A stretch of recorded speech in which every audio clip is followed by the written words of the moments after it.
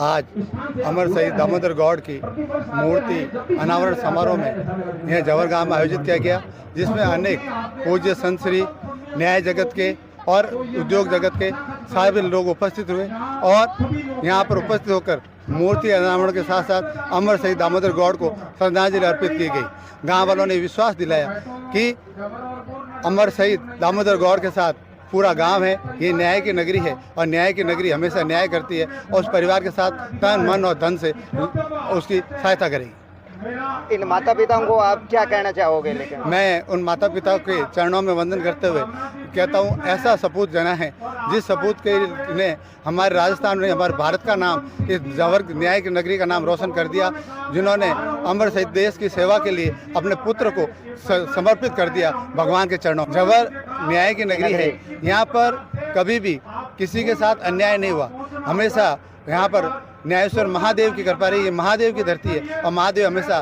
सबके साथ न्याय करते हैं। कभी भी किसी भी कोई तकलीफ आ जाती है या कुछ हो जाता है तो यहाँ न्यायेश्वर महादेव का मंदिर है, वो मंदिर में जाके 2 मिनट बैठता है तो उसके साथ न्याय हो जाता है, महादेव उस पर कृपा कर देते हैं।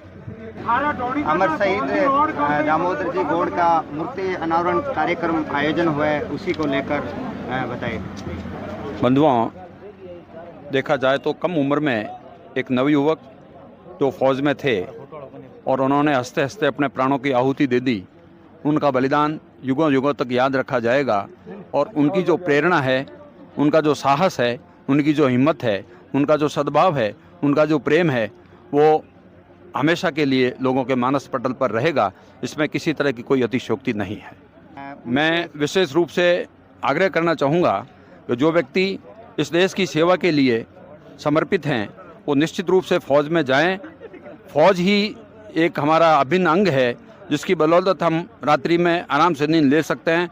चारों तरफ हमारी फौज साहस के साथ, निडरता के साथ हमारा बचाव करती है। एक तरह से देखा जाए तो सीमा के जो प्रहरी हैं, वो दिन हो चाहे रात हो, सर्दी हो चाहे गर्मी हो, चाहे पिघलती हुई बर्फ़ हो, उसमें अपना कर्तव्य निभाते हुए, अपने कर्तव्य पथ पर चलते हुए पूरा अपना समय देते हैं, ड्यूटी देते हैं और मातृभूमि के प्रति समर्पित भाव से अपने कर्तव्य का निर्वहन करते हैं। फौजी भाइयों को सांस बढ़ाने के लिए और उनके लिए क्या करना? मैं तो ये निवेदन करना चाहूँगा कि मातृभूमि के उन पुत्रों को, उन सपूतों को मैं बड़ी विनम्रता के साथ नमन करना चाहूँगा, प्रणाम करना चाहूँगा और उन्हें निवेदन करना चाहूँगा कि परमात्मा उन्हें वो हिम्मत दे, वो साहस दे, ताकि देश सेवा में वो जुटकर अपने प्राणपण से इस देश की रक्षार्थ सेवा कर सके और इस देश का नाम पूरे भारत में ही नहीं संपूर्ण विश्व में आगे आए और भारत जल्द ही विश्व गुरु बने। दामोदर जी के माता पिता को मैं नमन करता हूं कि उन्होंने देश के लिए इतना वीर सपूत इस भारत देश को दिया। दामोदर जी छोटी उम्र में ही देश की सेवा करते करते शहीद हुए। हमें जवर गांव और उसके आसपास के सभी गांववासी, ग्रामीणवासी उन पर गर्व करते हैं और उन जैसा वीर सपूत हर घर के अंदर पैदा हो, ऐसी आशा करते हैं। जय।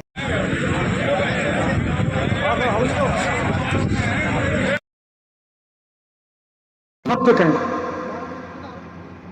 बाल जी, वाह ठीक है, बाल जी कह दो, दो ही कह दो, मैं तो दो और कहूंगी, ठीक है।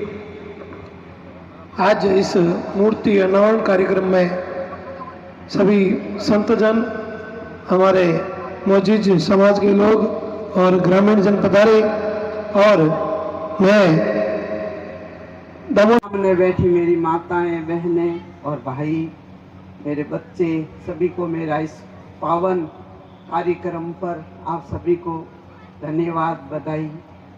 ऐसा कार्यक्रम मेरी ज़िंदगी में मैंने पहली बार देखा है और मैं पहली बार यहाँ आई हूँ।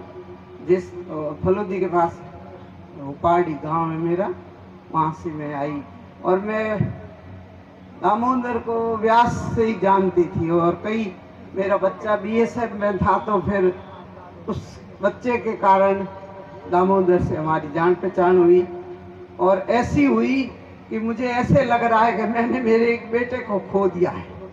तो मुझे इस दामोदर की जो घरवाली है वो भी मेरे को ऐसे लग रही है मेरी बेटी है।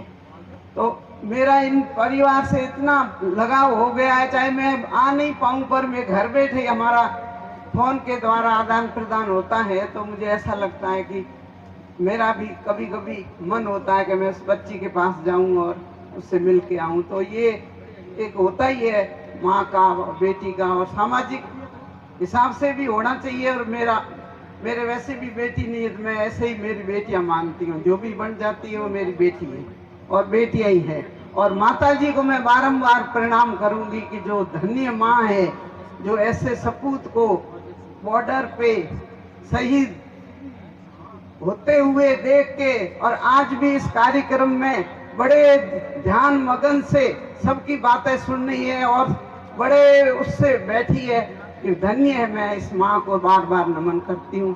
और जो भी मेरे भाइयों ने पहले से कहा है, बहुत कहा है, महाराज जी ने, मैं सुन रही थी, ये सब कार्यक्रम कहने को कह रहे हैं, पर इस पे सब अमल करना, सब एक दूसरे सहयोग करना, तो आने वाले समय में हम हमारे शहीदों को इस ऊंचाइयों पे बाद में भी ले जाएंगे। और वो तो गए हैं तो अपने लिए अपनी सेवा करते हुए ऊंचाइयों पे, तो वो वैसे भी भारत सरकार और भारत माता की सेवा में गए हैं, पर अपने को भी इनके लिए पूरा सहयोग देना चाहिए। जो अभी भाई साहब ने कहा, अभी लास्ट में मैं नाम भूल गई उनका, तो मेरा यही कहना है कि सभी लोग इस काम में बड़ी मदद करना, और हमसे बनेगी हम भी करेंगे। हम दूर बैठे तो क्या, हम हैं तो हमारे भारत माता के, हमारे राजस्थान के, हमारे जोधपुर के। तो यही मेरा कहना है कि सभी भाई एक होके और ये कार्यक्रम अच्छा करना, और इन बच्चों के तो ध्यान देना ही। 2 बच्चियां, 1 बच्चा है, तो अपन सबका फर्ज बनता है। और मेरा लड़का अनिल पालीवाल इनकी खूब मदद करता है और उसको करनी भी चाहिए। वो एडीजी है पुलिस में, तो उसका भी फर्ज बनता है और अपना भी फर्ज बनता है और ऐसे करता भी है। तो मैं आप सभी से यही आशा करती हूँ कि इस स्थल को पावन बनाए रखें और इन परिवार को मदद करें। धन्यवाद। जय भारत माता, जय हिंद। और जमल सरपंच तहसीलदार साहब देवाराम जी का सम्मान करें दुपट्टा द्वारा। भारत माता की। सब बड़े भाव से बोलेंगे एक बार, बड़े जोश और उल्लास के साथ में। भारत। दुख तो किया जन घड़ी भी हो, पर आखे लोग आया तो खुशी कटी नवाज मोहरो वही मलो है कि भाई बेड़ा हुआ नहीं सरदार ने दे दी कि भाई थे हमें होना नहीं सीट होगी। और अब आप लोग इन्हें हौसला बढ़ा इन वास्ते मास्टर को पूरे जमन ने और सब लोगों ने मास्टर को धन्यवाद देंगे। बहुत बहुत टाइम का पता रिया। धन्यवाद। जय हिंद।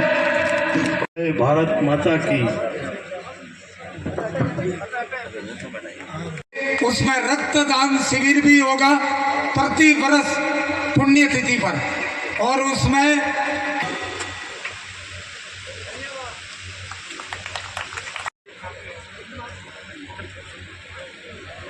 अब आगे की कड़ी में